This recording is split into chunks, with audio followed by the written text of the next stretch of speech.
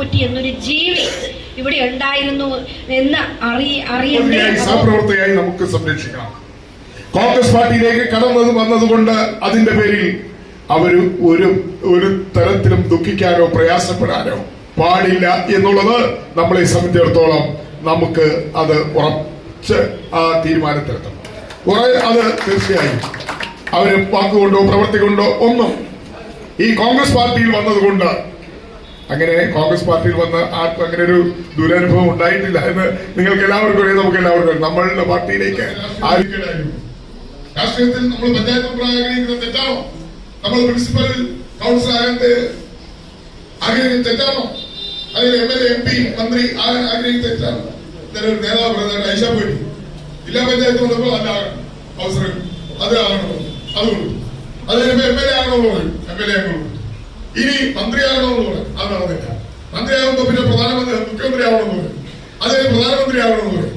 അതെങ്ങനെയാണ്?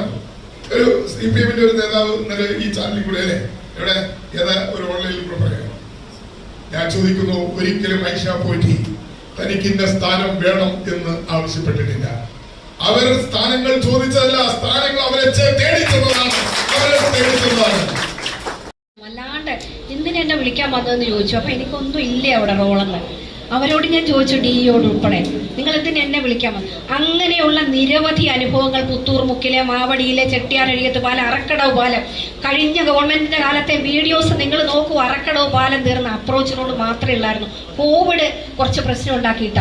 ഇതുപോലെയുള്ള കാര്യത്തിൽ ഐഷ പോറ്റി എന്നൊരു ജീവി ഇവിടെ ഉണ്ടായിരുന്നു എന്ന് അറിയണ്ടേ അതോ പങ്കെടുക്കണ്ടേ എന്ന് വെച്ചത് കൊണ്ട് ഏത് മനുഷ്യനായാലും വിഷമം വരും.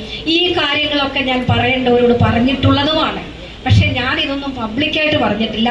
എന്നെ വളരെ വിമർശിച്ചുകൊണ്ട് മാത്രം ഇത് തുറന്നു പറയാൻ ക്ഷമിക്കണം. ഞാൻ ഇത്രയും പറഞ്ഞതിൽ നല്ല സ്വാതന്ത്ര്യമായിട്ട് പ്രവർത്തിക്കാനുള്ള ഒരു പ്ലാറ്റ്ഫോം അത് തീർച്ചയായിട്ടും ചൂസ് ചെയ്യുന്നത് നല്ലതാണെന്ന് എന്നെ എല്ലാവരും കൂടി ബോധ്യപ്പെടുത്തി തന്നു എന്നുള്ളതാണ് സത്യം. അങ്ങനെ തന്നെയാണ് ഇങ്ങനെ ഒരു തീരുമാനത്തിലേക്ക് ഇവരുടെ എല്ലാവരുടെയും മറ്റുള്ള കുറേ അധികം ആൾക്കാരുടെയും നേതൃത്വത്തിന്റെയും എല്ലാം അതുപോലെ പ്രവർത്തകരുടെയും ഒക്കെയുള്ള വലിയ സ്നേഹത്തോടെയുള്ള പ്രേരണ എന്നെ നന്നായി എന്നെ ബോധ്യപ്പെടുത്തി. അങ്ങനെ തന്നെയാണ് ഞാൻ ഈ കോൺഗ്രസ് തറവാട്ടിലേക്ക് എത്തിച്ചേർന്നത്.